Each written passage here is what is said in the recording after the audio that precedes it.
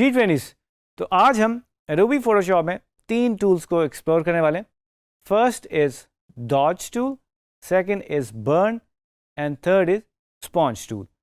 तो चलते हैं कंप्यूटर स्क्रीन की तरफ और इन तीनों टूल्स को एक्सप्लोर करते हैं। जी ट्रेनिस, तो मेरे सामने एक इमेज जो है वो ऑलरेडी ओपन है और हम जो तीनों टूल्स हैं इस इमेज के ऊपर अप्लाई करेंगे। First is dodge tool, second is burn and third is sponge tool. So basically इस टूल की मदद से हम जो इमेज के अंदर एरियाज हैं वो थोड़े से ब्राइट करते हैं, यानी कि लाइटर साइड पे करने की कोशिश करते हैं। या आप दूसरे वर्ड्स में कह सकते हैं, अगर हमने कुछ इमेजेस में हाइलाइट्स और लेने हो तो वो हम इंक्रीज़ कर सकते हैं, even the mid tones and the highlights and the shadows. तो ये अप्लाई करके देखते हैं इमेज के ऊपर। इस पर मैं क्लिक कर दूंगा और इसकी जो शॉर्ट की है that is O, right. So I am going to zoom in, control plus से जूम इन कर सकते हैं। फर्स्ट ऊपर वाले पैनल पे आप देख सकते हो ब्रश का मैं आपको ऑलरेडी बता चुका हूँ कि आप इसको सॉफ्ट भी रख सकते हैं, हार्ड भी रख सकते हैं, और इसके अंदर और भी ब्रशेस हैं हमारे पास, टेक्सचर ब्रशेस हैं। अच्छा जी, अब जो रेंज आप देख रहे हो that is mid tone, shadows and highlights. So first I will choose mid tone, यानी कि जो इस स्किन के अंदर जो मिड टोन्स हैं, और आप देख सकते हो इस एरिया को मैं मिड टोन्स कहूँगा और इस एरिया को बेसिकली मैं थोड़ा सा हाईलाइट्स कहूँगा क्योंकि आपको थोड़े से ब्राइटर लग रहे हैं। और ये जो नाक के ऊपर बेसिकली ये जो स्पॉट बन रहा है इसको भी हम थोड़ा सा हाईलाइट कहेंगे। आँखों के अंदर ये जो थोड़ी सी हमें शाइन नज़र आ रही है इसको भी हम हाईलाइट्स कह सकते हैं।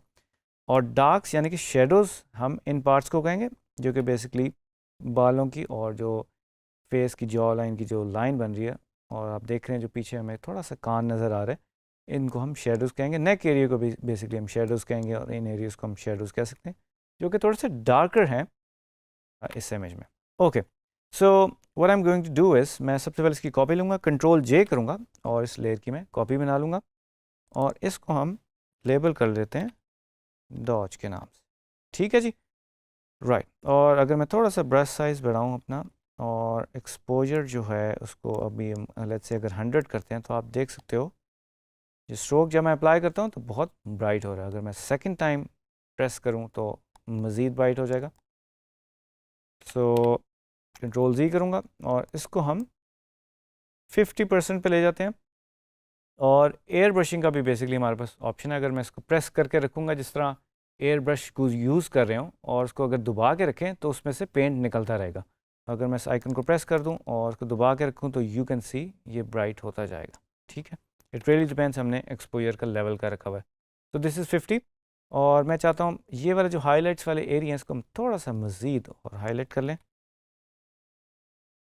तो it will give us a feel कि इस साइड से थोड़ी सी जो लाइट है वो ज़्यादा आ रही है, और एक्सपोजर मैं थोड़ा सा मज़ीद कम करने की कोशिश करूँगा क्योंकि आई हैव अ फीलिंग कि कुछ ज़्यादा हो रहा है। ठीक है, और थोड़ी बालों वाली साइड से भी हम थोड़े से करने की कोशिश करते हैं ताकि हम एक अच्छा सा मज़ीद हाइलाइट्स बना सकें। ठीक है जी, ये हो गया। और बैकग्राउंड की मैं एक और कॉपी लूँगा और इसको हम बिल्कुल फ्रंट ऊपर ले जाएंगे और इसको हम कह देते हैं बर्न। ठीक है जी, जो बर्न टूल है बेसिकली इट्स लाइक कि अगर आप पेपर पकड़ें और नीचे से कैंडल लें और उस पेपर को बर्न करने की कोशिश करें तो आपको वो डार्क कर देगा आपका paper. So same manual technique जिसको डिजिटली कन्वर्ट कर दिया गया है वो अब हम इस इमेज में डार्क्स को अचीव करने के लिए, यानी कि अगर हमें थोड़े से कॉन्टूर्स और जो है वो इन्हेंस करने हैं वो हम अब इस इमेज के अंदर यूज़ करेंगे। So image to image, case to case different होगा, आप डिफरेंटली इसको यूज़ करेंगे अपने पर्पज़ के लिए। सो बर्न वाली लेयर के ऊपर बेसिकली मैं आऊँगा और मैं इस साइड पे थोड़े से डार्क ज़्यादा लेना चाहूँगा कि लेट्स से कि इस डायरेक्शन से लाइट ज़्यादा आ रही है और ये आपका डार्कर एरिया। तो if I get larger brush और मैं इस एरिया को थोड़ा सा डार्क करने की कोशिश करूँ ना, यू कैन सी। और अगेन मिड टोन्स, हाईलाइट्स, और अगर मैं बिल्कुल शेडोज़ में जाऊँ तो जो हमारे शेडोज़ वाले पार्ट हैं वो ज़रा ज़्यादा डार्क हो जाएंगे। ठीक है, ये तो ओवरऑल हो गया। And if I come inside face हम इसका थोड़ा सा एक्सपोजर कम कर देते हैं जैसे हमने हाइलाइट्स का किया था, ताकि थोड़ा सा नेचुरल लगे। और इन एरियाज़ को जो हेयर के करीब करीब हैं उनको हम थोड़ा सा, और थोड़ा सा जो चीक बोन है उसको हम थोड़ा सा इन्हेंस कर सकते हैं बाय अप्लाइंग दिस। एंड हमें थोड़ा सा ऑफ कोर्स फॉलो करना पड़ेगा लाइंस को कि हमें नेचुरली अगर शेडो पड़ेगा तो वो किन एरियाज़ पे पड़ेगा। और हम देख रहे हैं जिन एरियाज़ पे ऑलरेडी शेडो है उन्हीं को अगर आप करें तो वो मज़ीद हम वो ले सकते हैं। There you go. So original अगर मैं बैकग्राउंड में देखूं और इसको बर्न को ऑन करूं तो यू कैन सी हमने कुछ एरियाज़ को डार्क कर दिया। सो इमेज में अगर डार्क्स को अचीव करना है तो this is the tool to use. और इसमें हमें ड्रॉ करना पड़ेगा, हमें ड्राइंग की स्किल्स अपनी थोड़ी सी बेहतर करनी पड़ेगी। एंड डॉज में जाएं तो आप देख रहे हैं इसमें हमने हाइलाइट्स डाल दिए। और अगर मैं इसको मल्टीप्लाई कर दूं लेट्स से, और इसकी ओपेसिटी को थोड़ा सा हम कम कर दें, एंड यू कैन सी हम इसमें दोनों चीज़ें अचीव कर रहे हैं। अगर मैं डॉज को ऊपर कर दूं और इसको हम you can apply different layer styles, and if you go for spot you can see we've done some changes। हमें थोड़े से highlights भी मिल गए, थोड़ी सी जो है वो saturated हो गई है, but that's fine। and now moving on to third which is sponge tool, जो कि traditionally एक sponge की तरह ही act करता है। कि जिस तरह let's say अगर हम manually water color कर रहे हैं और पेपर के ऊपर बहुत ज़्यादा पानी या कलर जो है वो ठहर जाए तो स्पॉन्ज की मदद से या जिस तरह आप कपड़े की मदद से थोड़ा सा पिक कर लेते हैं पानी को या कलर को, उसी तरह स्पॉन्ज भी एक्ट करता है। और स्पॉन्ज टूल में बेसिकली आप टॉप पे देख सकते हो दो मोड्स हैं, सैचुरेट एंड डीसैचुरेट। सो अगर मैं डीसैचुरेट को अप्लाई करूं इस इमेज के ऊपर, I want to increase the brush size, मैं इधर से भी इसका साइज इंक्रीज कर सकता हूं। Is too much? Okay, so let's say I'm applying here on this part, or maybe we can hide these, और जो original हमारी background है उसकी एक copy बना लेते हैं। इसको मैं कह देता हूँ sponge, ठीक है जी।